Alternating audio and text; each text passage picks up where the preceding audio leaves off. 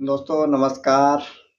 मैं आपका दोस्त रोहित सिंह एक बार फिर से शुरुआत करते हैं नए चैप्टर के साथ, शहद की बूंद। बहुत ही इंटरेस्टिंग टॉपिक आने आने जा रहा है दोस्तों, बहुत ही इंटरेस्टिंग। और इस टॉपिक में इतनी अच्छी बातें मिलेगी, शहद की बूंद। ये अगर आप पढ़ लेते हैं पूरा कंप्लीट इस चैप्टर को, तो समझिए कि मार्केट को आप 90% कवर कर लोगे भाई। 90% कवर कर लोगे मार्केट को, अगर इस चैप्टर को आप ध्यान पूर्वक सुनेंगे और पढ़ेंगे। ठीक है, तो हम लोग ज़्यादा देरी नहीं करते हुए इस चैप्टर को पढ़ने जा रहे हैं। आप बनाए रखिए, ध्यान बनाए रखिए दोस्तों। शहद की बूंद, डेल कार्नेगी जी द्वारा लिखी गई लोक व्यवहार किताब है। इसी में शहद की बूंद का चैप्टर आज हम पढ़ने जा रहे हैं।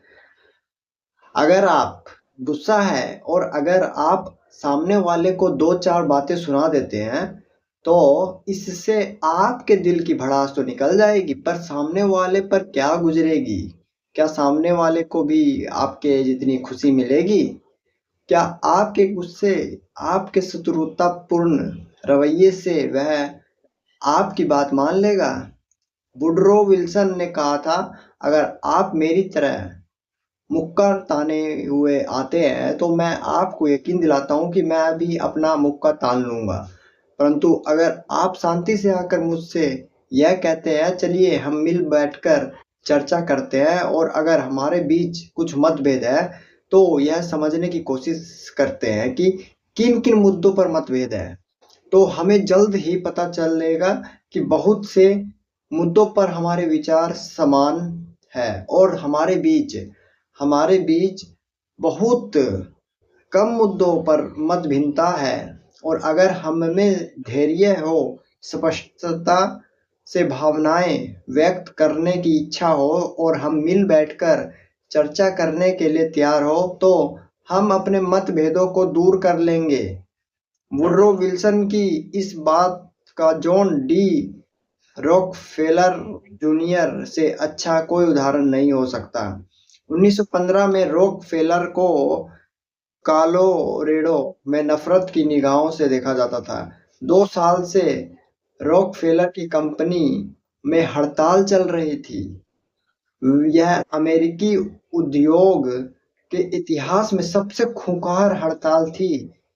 गुस्से से बौखलाए मजदूर Colorado fuel and iron company से ज्यादा तनख्वाह मांग रहे थे।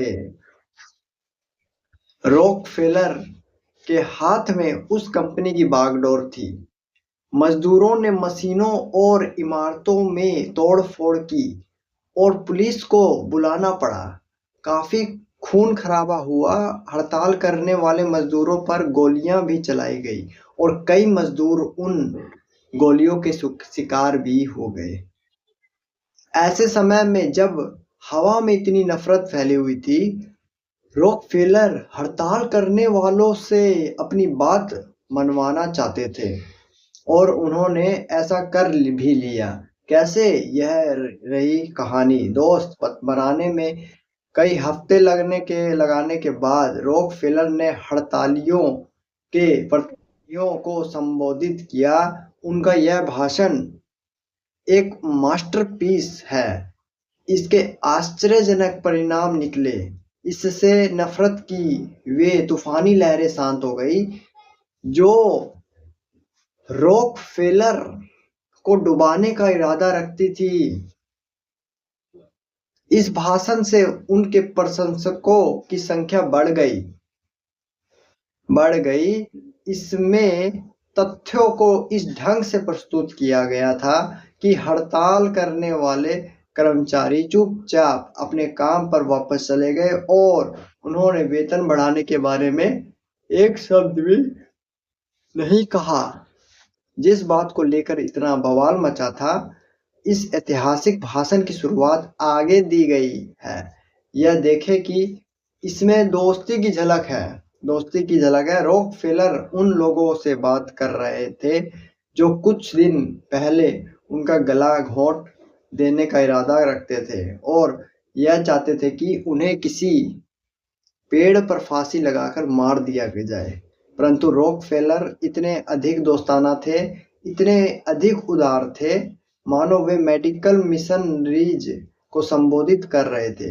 उनके भाषण में इस तरह के वाक्यांश थे, मुझे गर्व है कि मैं यहाँ हूँ, मैं आपके घरों में मेहमान बनकर गया था, मैं आपकी पत्नियों और बच्चों से मिल चुका हूँ, हम यहाँ अजनबियों की तरह नहीं बल्कि दोस्तों की तरह मिल रहे हैं और हमारे हित साझा है और आपकी याददाश्त सदस्यता की वजह से ही मैं यहाँ पर हूँ। रॉकफेलर ने अपने भाषण की शुरुआत कुछ इस तरह की, मेरे जीवन का यह बहुत महत्वपूर्ण दिन है, पहली बार मुझे इस महान कंपनी के कर्मचारी प्रतिनिधियों से मिलने का सौभाग्य मिल रहा है। मुझे आपसे मिलने में गर्व का अनुभव हो रहा है और मैं इस मुलाकात को जिंदगी भर नहीं भूलूंगा।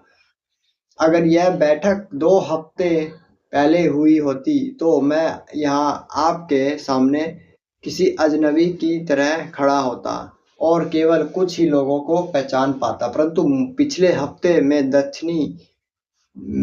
हफ्ते मैं दक्षिणी कोयला क्षेत्र के सभी कैंपों में घूम चुका हूँ और मैं आप सभी के घर जाकर आप सबसे व्यक्तिगत रूप से मिल चुका हूँ और मैं आपके बीवी बच्चों से भी मिल चुका हूँ। हम यहाँ पर अजनबियों की तरह नहीं बल्कि दोस्तों की तरह मिल रहे हैं और मैं इस दोस्ताना माहौल में आपके और अपने साझा हितों के संबंध में कुछ चर्चा करना चाहता हूँ। चूंकि यह कंपनी के अफसरों और कर्मचारियों के प्रतिनिधियों की मीटिंग है, इसलिए आपकी सदस्यता की वजह से ही मैं यहाँ पर हूँ, क्योंकि मैं दुर्भाग्य से इन दोनों श्रेणियों में नहीं आता, परंतु मुझे लगता है कि मैं आप लोगों से अंतर्गता से जुड़ा हुआ हूँ और एक तरह से मैं स्टॉक होल्डर्स और डायरेक्टर्स का प्रतिनिधि हूँ। क्या यह दुश्मन को दोस्त बनाने की कला का बेहतरीन उदाहरण नहीं है? मान लीजिए रॉकफेलर ने दूसरी ही शैली में बात की होती। मान लीजिए उन्होंने हड़तालियों को दोषी ठहराया होता, उनके सामने विनाशकारी तथ्य प्रकट किए होते, उन्हें धमकाया होता। मान लीजिए उन्होंने अपनी आवाज की टोन और हाव भाव से यह बताया होता कि वे गलत थे। मान लीजिए उन्होंने तर्कशास्त्र के समस्त नियमों का प्रयोग करते हुए यह साबित कर दिया होता कि मजदूर गलत थे, तो क्या होता? इसका परिणाम यह होता कि दोनों ही पक्षों में तनाव बढ़ता, नफरत बढ़ती, विद्रोह बढ़ता। अगर किसी मनुष्य के दिल में आपके प्रति दुर्भावना और विद्वेष है, तो आप तर्कशास्त्र के सहारे उससे अपनी बात नहीं मनवा सकते। डांटने वाले माँ बाप, फटकारने वाले बॉस और पति तथा चिड़चिड़ी पत्नियों को यह समझ लेना चाहिए कि लोग अपने विचार नहीं बदलना चाहते। शक्ति के प्रयोग द्वारा उन्हें इस बात के लिए मजबूर नहीं किया जा सकता कि वे आपसे या मुझसे सहमत हो जाए, परंतु अगर हम उनके प्रति विनम्र और दोस्ताना व्यवहार करें तो शायद हम उनसे अपनी बात मनवा सके। लिंकन ने यही बात 100 साल पहले कही थी। यह रहे उनके शब्द। एक पुरानी और सच्ची कहावत है, एक गैलन सिरके के बजाय शहद की एक बूंद से ज्यादा मक्खियां पकड़ी जा सकती है। इसी तरह अगर आप किसी का दिल जीतना चाहते हैं, उसे अपने पक्ष में करना चाहते हैं, तो पहले उसे यह एहसास दिलवाएं कि आप उसके मित्र हैं। यही वह शहद की बूंद है जो उसके दिल को जकड़ लेगी और यही वह महान रहा है जिसके द्वारा आप उसके विचारों को भी बदल सकते हैं। बिजनेस एग्जीक्यूटिव जान चुके हैं कि हड़तालियों के प्रति दोस्ताना रवैये से लाभ होता है। उदाहरण के तौर पर व्हाइट मोटर कंपनी के 2500 कर्मचारी जब वेतन बढ़ाने और यूनियन शॉप की मांग को लेकर हड़ताल पर गए तो कंपनी के प्रेसिडेंट रॉबर्ट एफ ब्लैक ने अपना आपा नहीं खोया। इसको दोस्तों अब नेक्स्ट वीडियो में रखेंगे।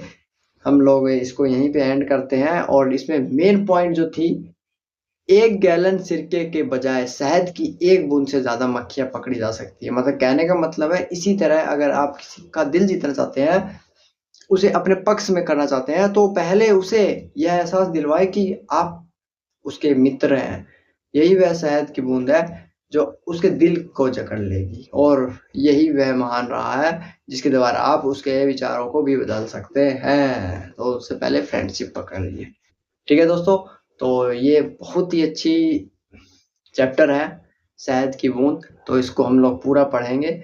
मिलते हैं नेक्स्ट वीडियो में। इतने के लिए बाय बाय, टेक केयर, धन्यवाद दोस्तों।